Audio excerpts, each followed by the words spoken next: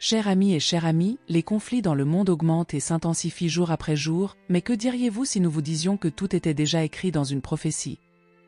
Cette prophétie a révélé des événements futurs qui affecteront d'autres nations, telles que l'Italie, la France, l'Espagne, le Mexique et la Colombie. Aujourd'hui, nous voulons parler des prophéties de Alois Erlmeyer, un voyant allemand né en 1894.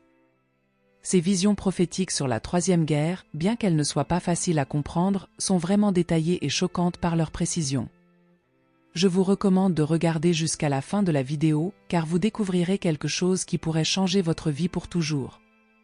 Vous êtes-vous déjà demandé sur les mystérieuses prophéties qui semblent façonner notre histoire? Ces prévisions intrigantes défient toute explication, nous laissant perplexes et curieux en même temps. Eh bien, aujourd'hui, nous nous plongeons dans le monde énigmatique de Alois, un visionnaire allemand dont la vie et les prophéties ont captivé l'imagination de nombreux. Imaginez cela, au cœur de la Bavière, un jeune homme nommé Alois grandit à la fin du XIXe siècle.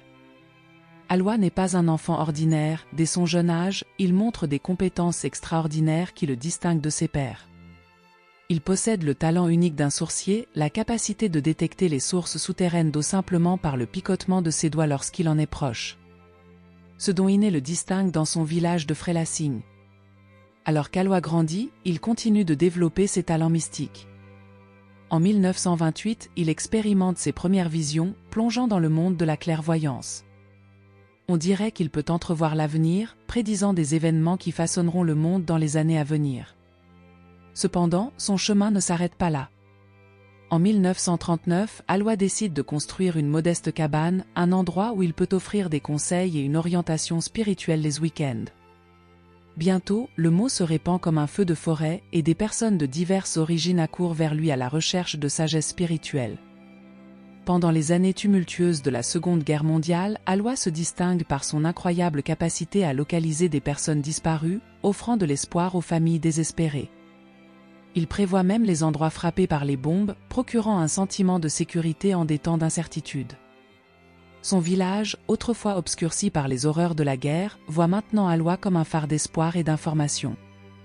Cependant, l'histoire prend un tournant inattendu en 1947, lorsqu'Alois est accusé de fraude et de charlatanisme. Cette condamnation pour fraude et 8 pour dette pèse sur sa tête alors qu'il fait face au procès devant le tribunal local de Lauphans.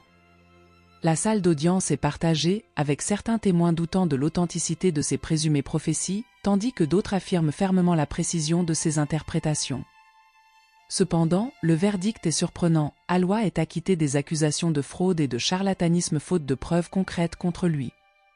Le tribunal reconnaît même la qualité inexplicable des témoignages, rendant impossible de le qualifier simplement de charlatan. Son don unique de clairvoyance semble transcender tout doute sur son authenticité. Mais la partie la plus étonnante de cette histoire est encore à venir pendant le procès.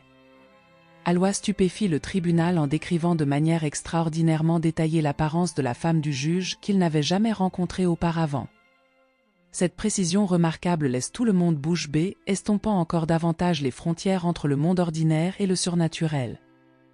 Avant de continuer, si vous n'êtes pas encore abonné à la chaîne, abonnez-vous maintenant et activez également la cloche.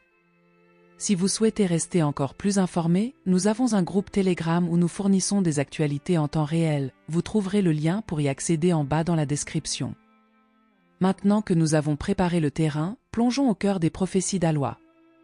Avançons dans le temps alors que le monde est au bord du chaos, les visions d'Alois nous entraînent dans les profondeurs effrayantes de la Troisième Guerre mondiale.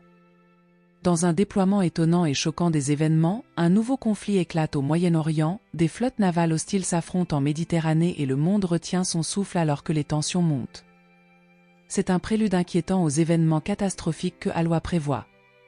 L'étincelle qui déclenche cette conflagration mondiale se trouve dans les Balkans instables, une région historiquement connue pour son instabilité. Cette fois, c'est l'épicentre de la catastrophe imminente. La vision prophétique d'Alois peint un tableau vivant d'une figure internationale de grand pouvoir devenant victime d'un assassinat brutal avec un poignard taché de sang comme preuve.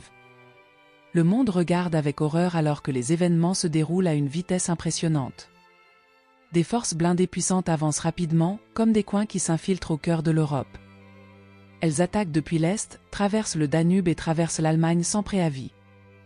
toute la scène se révèle si soudainement que la panique s'empare de la population, la forçant à fuir vers l'ouest.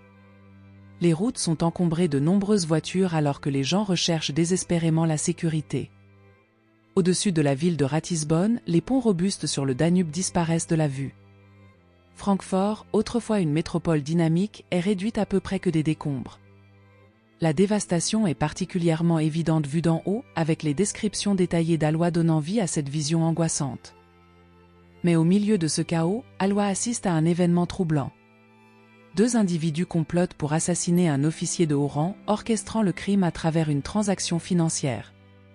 Le premier assassin est un homme de petite taille à la peau foncée, tandis que le second est légèrement plus grand, avec des cheveux clairs. Bien que la position exacte reste incertaine, il semble que les Balkans soient le cadre de ce sinistre plan. Après cette 3e assassinat, la guerre éclate dans un crescendo de violence. Le conflit commence à l'aube avec 3 armées convergentes comme des coins, l'une avance à travers la Bohême, une autre pousse vers l'ouest à travers la Saxe, et la 3e armée approche du nord-ouest au sud-ouest, tandis que les Russes implacables dans leur poursuite ciblent la région de la Ruhr, où se trouvent d'importants centres industriels. Les batailles sont féroces et les résultats sont tristement préfigurés dans les visions d'Alois. Au milieu du chaos, le regard prophétique d'Alois se tourne vers d'autres nations européennes.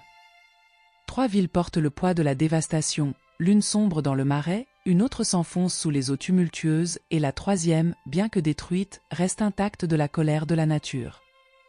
Maintenant, entrons dans une partie des prophéties d'Alois Almer qui touchent de près l'Italie et la France.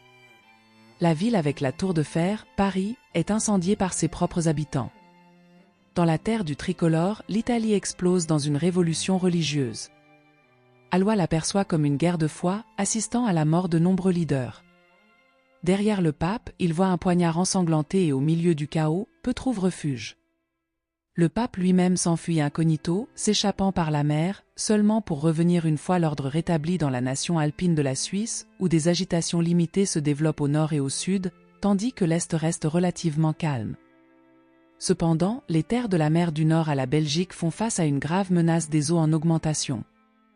La mer gronde avec des vagues gigantesques, moussant comme si elles bouillonnaient. Les îles le long de la côte disparaissent et un changement climatique s'installe. Même l'Angleterre n'est pas épargnée, un objet tombe en mer lancé par un avion, cet acte déclenche une impressionnante augmentation de la surface de l'océan, comme si c'était une masse solide. La nature de cet événement reste enveloppée de mystère tandis que la guerre persiste. Un signe apparaît dans le ciel, une croix crucifiée avec des blessures visibles, vue 3 fois par Alois lui-même. Cet événement solennel, il insiste, se produira certainement, et soudainement les Russes sont contraints de se retirer vers le nord, peut-être en raison d'une catastrophe naturelle de proportions catastrophiques. La dernière bataille, telle que la décrit Alois, se déroule près de Cologne en Allemagne. Les détails sont captivants et il est essentiel de prêter attention ici, le point culminant des prophéties d'Alois approche d'une révélation glaçante. Alois IRL prédit également les terribles 3 jours d'obscurité, anticipant une période où l'obscurité enveloppera le monde, accompagnée de grêles, d'éclairs, de tonnerres et de tremblements de terre ébranlant les fondations mêmes de la Terre. Ces événements frapperont l'Amérique du Sud et l'Europe de manière plus massive. Pendant cette période, il sera impossible de sortir car l'air sera empoisonné, seules les bougies bénies fourniront de la lumière, et les fenêtres devront être scellées avec du papier noir. Ceux qui respirent l'air extérieur subiront des convulsions et mourront, même l'eau courante deviendra contaminée, tout comme tous les aliments non conservés dans des récipients hermétiques. La nourriture en conserve sera impropre à la consommation, les rivières s'assécheront au point d'être traversées à pied, le bétail mourra et la terre se desséchera. La peau des gens deviendra jaune et noire et la mort sera répandue. Mais après 3 jours, les vents balayeront les nuages mortels vers l'est et le monde émergera de cette période d'obscurité. Comme le décrit si vivement Alois, le nombre de vies perdues pendant ces 3 jours dépassera les victimes combinées des 2 guerres mondiales. Cependant, au milieu du chaos, une mélodie d'espoir émerge alors que les gens chantent des hymnes pascals et allument des bougies devant des images de la Vierge Marie. La croix est à nouveau vénérée et la foi revient parmi le peuple russe. Alois mentionne de manière cryptique le chiffre 9 3 fois, nous laissant avec des questions sur sa signification, mais il assure qu'à la fin la paix prévaudra et la joie reviendra dans le monde. Les premières difficultés liées à la famine feront place à une abondance de nourriture, Pour tous ceux qui ne possèdent pas de terre, ils trouveront de nouveaux territoires, et tous auront suffisamment d'espace pour cultiver. Les vignobles fleuriront même à l'intérieur des maisons à mesure que le climat se réchauffe. Dans les conséquences de cette grande catastrophe, une longue période de prospérité et de bonheur attend l'humanité. Ceux qui survivent connaîtront une ère de bien-être sans précédent, et ainsi les prophéties d'Alois, avec leur vision troublante et pleine d'espoir, parviennent à une conclusion. Il est difficile de ne pas réfléchir aux célèbres paroles attribuées à Albert Einstein. Je ne sais pas avec quelles armes on se battra lors de la Troisième Guerre mondiale. Mais la quatrième se fera avec des bâtons et des pierres. La vision d'Alois d'un monde dévasté suivi d'une période de renouveau résonne avec ses sentiments, nous rappelant la résilience de l'esprit humain. Avant de nous quitter, il y a une importante prophétie qui pourrait se réaliser bientôt. Il s'agit de quelque chose qui plongera le monde entier dans le chaos. La question est urgente, très urgente. Cliquez sur la vidéo que vous voyez à l'écran pour connaître tous les détails.